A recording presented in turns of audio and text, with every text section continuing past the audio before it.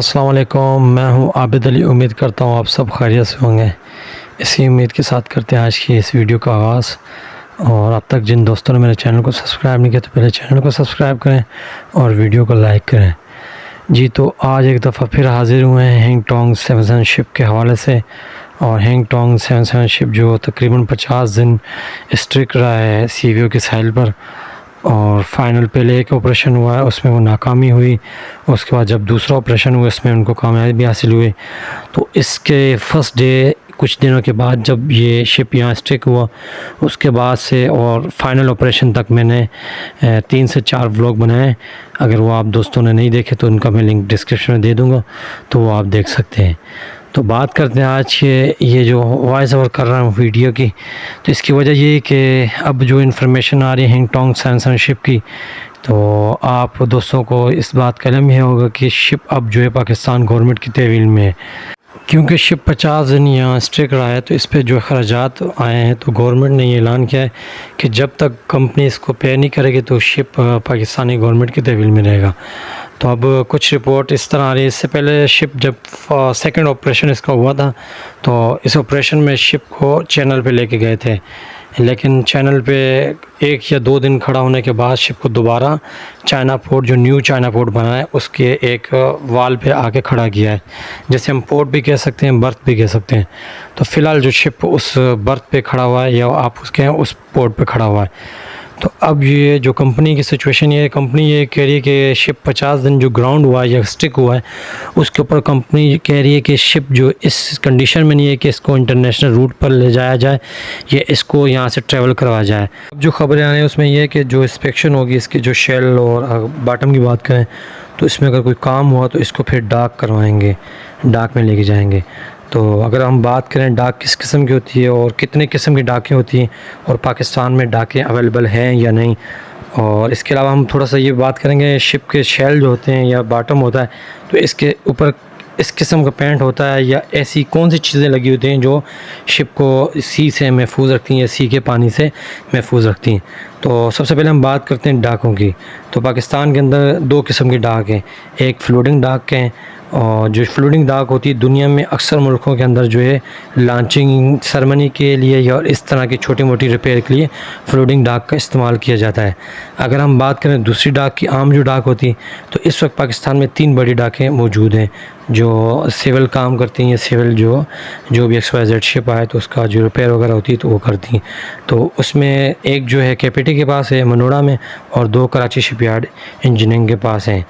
इससे पहले मैंने एक अपने ब्लॉग के अंदर इसका ज़िक्र किया था कि शिप यहाँ तकरीबन 50 दिन ग्राउंड रहा या स्टिक रहा है, तो इससे इसके जो शेल हैं इसको काफ़ी जो है नुकसान पहुँचा है।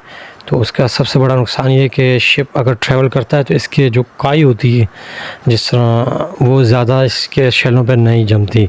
तो जब ये 50 दिन यहाँ खड़ा रहा तो मुसलसल एक बार ऑपरेशन हुआ, वो नाकाम हुआ, तो दूसरे ऑपरेशन तक जो है शिप के जो दोनों शेल हैं, दोनों साइड के शेल, उसके ऊपर तकरीबन काई जमी हुई थी। अगर बात करें इसके जिंगा नोट की, तो जिंगा नोट का मकसद होता है कि शिप के जो शेल होता है, बॉटम होता है, इसको महफूज रखने के लिए, क्योंकि जिंगा नोट को भी रोज़ रोज़ चेंज नहीं कर सकते। जो शिप की हिस्सा या जो उसका आपके शेल या बॉटम या XYZ जो भी चीज़ अंडर वाटर होगी तो वो सिर्फ डाक के अंदर जाके रिपेयर होगी या डाक के अंदर जाके चेंज होगी।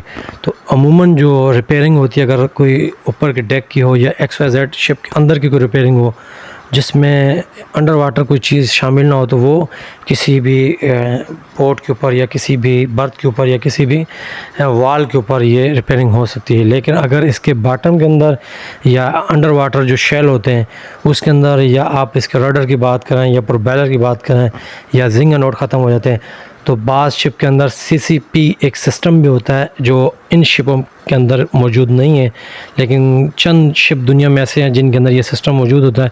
तो वो अगर इस तरह की कोई चीज़ ख़राब होगी या इस तरह की कोई चीज़ चेंज होगी तो इसके लिए शिप को डाक में आना ज़रूरी है। अब थोड़ी सी हम बात करते हैं शिप के अंडर वाटर जो चीज़ें होती हैं, जिस तरह बॉटम के शेल के XYZ कोई भी चीज़ है, तो उस पर आखिर ऐसा कौन सा पेंट यूज़ किया होता है जिसकी वजह से सी के पानी से ये जो बॉटम शेल XYZ कोई भी चीज़ है वो लाइफ टाइम या काफ़ी देर तक महफूज रहती हैं। तो इसकी सबसे ख़ास वजह ये होती है कि अंडर वाटर जो चीज़ भी शिप की पानी के अंदर होगी तो उस पर जो पलर के जो कोड हैं वो 1-2 नहीं होते, तकरीबन 7 से 8 कोड होते हैं। और इसका असूल ये होता है कि सबसे पहले इसकी सन ब्लास्टिंग की जाती है। प्रॉपर इसकी सन ब्लास्टिंग होने के बाद जो शिप का फर्स्ट इसके ऊपर जो है इसका कोड करते हैं। आप रेड ऑक्साइड की बात करें तो रेड ऑक्साइड का फर्स्ट कोड होता है और हर कोड पेंट करने के बाद जब उसकी इंस्पेक्शन की जाती, ख़ास उसकी जो थिकनेस होती है पेंट की हम कहें तो वो उसमें इंस्पेक्शन में देखते हैं कि आया कि इस पेंट की इतनी थिकनेस है, फिर उसके बाद सेकंड उसके ऊपर कोड करते हैं। तो इस तरह तकरीबन 7 से 8 कोड शिप पे जो अंडर वाटर चीज़ें होती हैं, बॉटम शेल XYZ कोई भी चीज़, तो उस पर इस तरह पेंट होता है।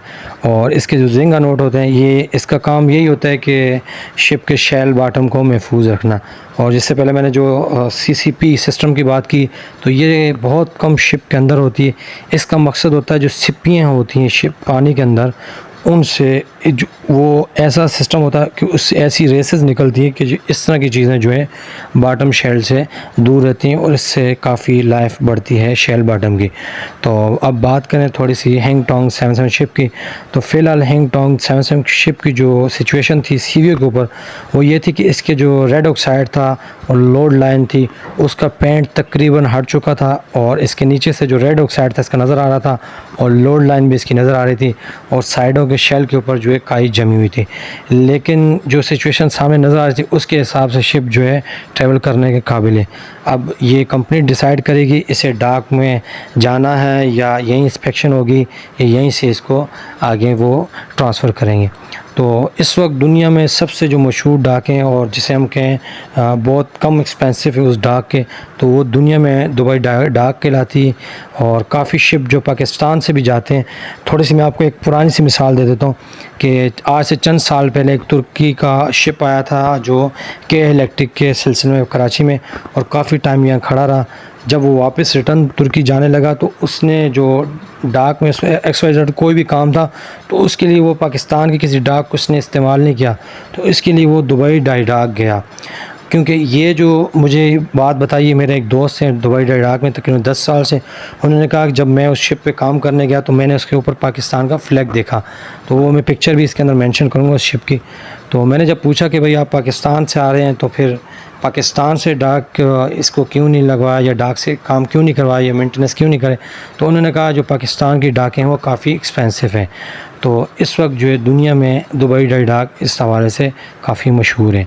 जी ये तो थी आज की मेरी थोड़ी सी इन्फॉर्मेशन, मैंने कहा थोड़ा सा आप दोस्तों के साथ शेयर कर दूं क्योंकि काफ़ी दोस्त इसकी वीडियो देखने में और इसकी मालूमात लेने में दिलचस्पी रखते हैं और काफ़ी अच्छा रिस्पांस मिलता है कि हैंगटोंग 77 शिप की आप वीडियो अपलोड करें तो काफ़ी अच्छा रिस्पांस मिलता है।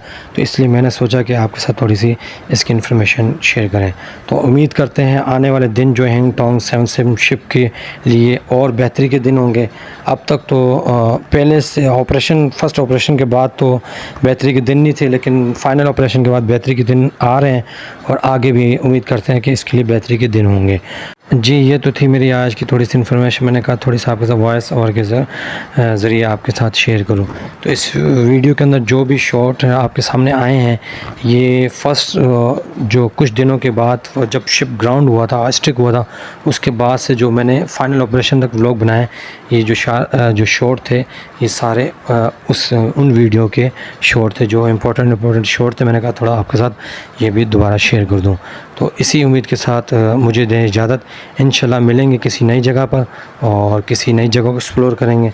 अगर आपको शिप के हवाले से और इन्फॉर्मेशन चाहिए या और शिप के हवाले से आप वीडियो देखना चाहते हैं तो इंशाल्लाह अनकरीब मैं गडानी शिप ब्रेकिंग यार्ड जाऊंगा और किसी बड़े शिप पर जाकर एक मुकम्मल व्लॉग आप तक पहुंचाऊंगा। और इससे पहले ही मैंने एक बहुत बड़े ऑयल टैंकर पे एक व्लॉग बनाया, अगर आपने वो नहीं देखा तो वो भी आप मेरे चैनल पर जाकर देख सकते हैं। इसी उम्मीद के साथ दें मुझे इजाज़त। अपनी दुआओं में याद रखें। अस्सलाम वालेकुम।